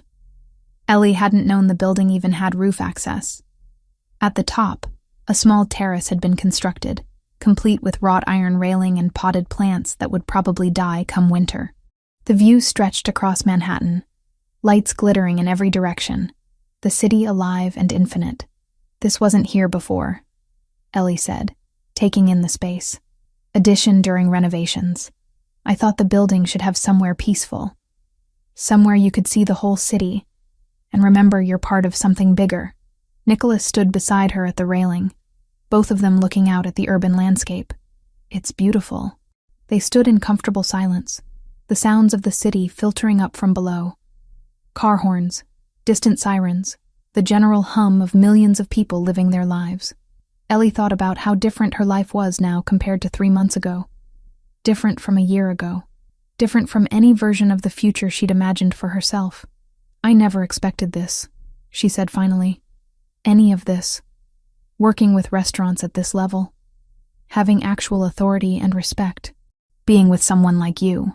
Someone like me," Nicholas repeated with slight amusement. "A criminal, you mean? Someone powerful.